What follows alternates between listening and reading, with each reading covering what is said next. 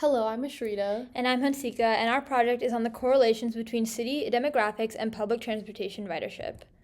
Why this topic is important: city planners use public transportation demographics to decide which communities need public transportation. It allows the government to invest public transportation money in areas with high ridership and avoid areas with underused systems.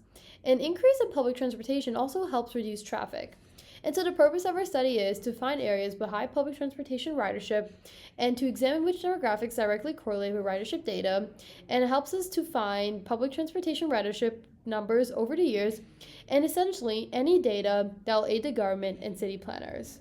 So these are predictions before the project began. First, that states with higher populations and more land will have higher ridership numbers. Second, the ridership numbers will grow over time alongside population numbers. And third, racial demographics are a good indicator of ridership data. So the first data set is the CSV. It's a clean CSV file that shows ridership over time from 2002 to 2025 of multiple U.S. cities.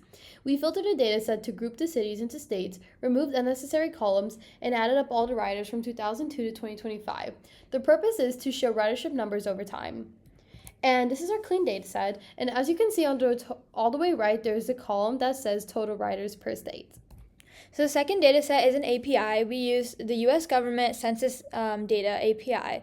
And what this API tracks is the population numbers of different racial demographics of multiple cities around the U.S. And we filtered the data set by grouping the cities into their respective state and then computing the racial percentages for each state.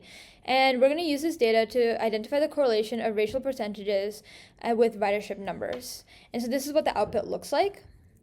And the third data set is the HTML. The HTML table was extracted from Wikipedia, and it has data reflecting populations, land area, and population density for U.S. states. We filtered the data set by only extracting necessary columns, cleaning the data, and adding the totals per state. The purpose is to identify population densities of states and connecting them to ridership data. And this is the cleaned HTML data set.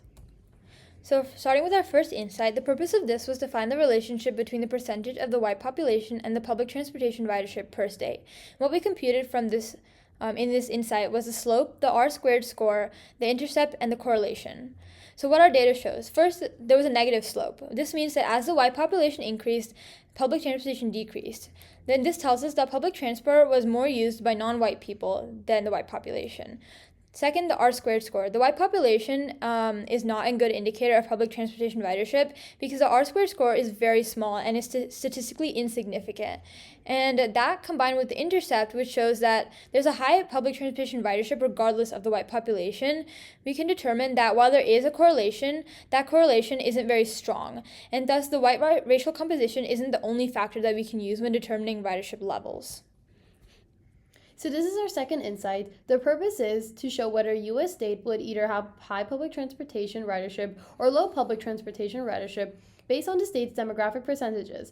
And we computed the accuracy score, confusion matrix, precision score, recall score, and F1 score. And this is our data, and the accuracy score shows about 80% of the outputs are correct, and that suggests a fairly strong relationship between racial demographics as a whole and ridership levels. And it tells us that states have similar racial demographic compositions, tend to have similar transit usage patterns. So now insight 3 is to show the underlying regional demographic patterns that can lead to differences in public transportation usages. We computed the different clusters of racial percentages, the range of those clusters, and the amount of states in each cluster. So we came up with 3 clusters. Cluster 1, which is labeled by 0, has a 34% white population, a 55% Black or African American population, and 3% Asian population, and the other clusters were structured similarly. And what you can see is that the first cluster had 7 states, the second cluster with 38 states, and the final cluster with 2 states. And it shows that states naturally form into distinct clusters with different average demographic compositions, and that demographic patterns are not randomly distributed, but instead tend to form groups across the country. Another thing to note here is that the amount of states that we came out with isn't 50, which means that there are some outliers in this data as well. So this is Insight 4. The purpose is to compare public transportation usage across states by calculating ridership per capita, and we computed the ratio riders per capita to population in millions, riders per capita mean, the median of riders per capita, and a correlation table. So this is the data, and it shows that smaller and more densely packed states tend to have much higher transit usage relative to their population size, and it shows us how population size influences how we can interpret transportation usage across states. The mean and median show us how unevenly distributed the transit usage is, and finally the correlation table shows us if larger populations naturally drive higher transit use. So, Insight 5 shows us how the public transportation ridership in the United States has changed over the last 20 years. And what we computed was the growth rate of public transportation ridership in 5-year intervals from 2005 to 2029. And what this data shows is that there have been clear fluctuations, especially in the past 10 years, which can be explained by COVID-19. But even before COVID, the ridership levels didn't grow at a consistent rate, suggesting that there's other external factors such as economic conditions, policy changes, or even simple population shifts, which are likely influencing usage trends. And this really highlights the importance of viewing ridership over time rather just at one point, since it's always changing. So this is our first visualization. The purpose is to compare the percentage of white population in each state to total public transportation ridership from Insight 1, and the type of model we use is a linear regression trend line, and it helps us see that demographic makeup isn't a strong predictor of public transportation demand across states. This is our trend line scatter plot, and it represents each state as a point, and the line represents the model's best fit prediction of how ridership changes as the white population percentage changes. And since the line has a clear downward slope, it shows that a relationship exists, and it shows that as the white population density decreases, so does total ridership numbers. And the scatter plots are widely scattered with few clear outliers, indicating a weak relationship.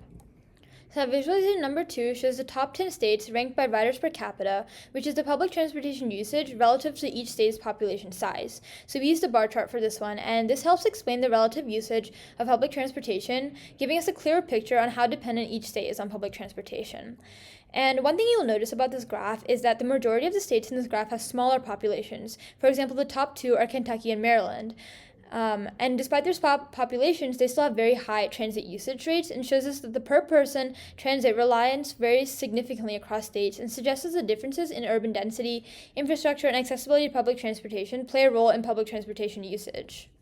This is our third visualization, and the purpose of it is it groups U.S. states into 3 distinct clusters based on racial demographic composition using k-means clustering from Insight 2. The graph type is a scatter plot, and that's different from the first one. And it helps us see the underlying demographic similarities that may also relate to transportation usage and population density. So this is a scatter plot, and unlike one, it does not show trend line, and it shows how states naturally form groups with similar percentages of white, Black, African American, and Asian populations. It explains demographic patterns are not random across the U.S., but instead they tend to cluster into distinct regional structural groupings based on population makeup. It helps us to see the underlying demographic similarities that may also relate to transportation usage and population density. So what did we find out from our project? 1, that states with lower populations have higher ridership and compared to their population densities. 2, ridership numbers did not grow linearly over time due to external factors such as COVID-19. 3, states with similar racial demographics have similar ridership numbers. And 4, one racial category such as the white population in a state is not enough to explain ridership data. So, what does our conclusion signify? It signifies that urban planners can focus on public transportation in states with high ridership population densities. And when analyzing racial demographics, the city planners and government, they can analyze on all ratios instead of just concentrating on one like the white population. And they can take into account events like COVID-19 or any other factors that influence ridership data over time. Some challenges we had while building this project are the inconsistencies. Since the datasets were created by the government, finding inconsistencies while we were looking through our datasets it was difficult to find them. And then when we were producing insights, the state index was either abbreviated or spelled out, which made it hard to connect the datasets, and so we renamed the datasets to solve the problem. Thank you.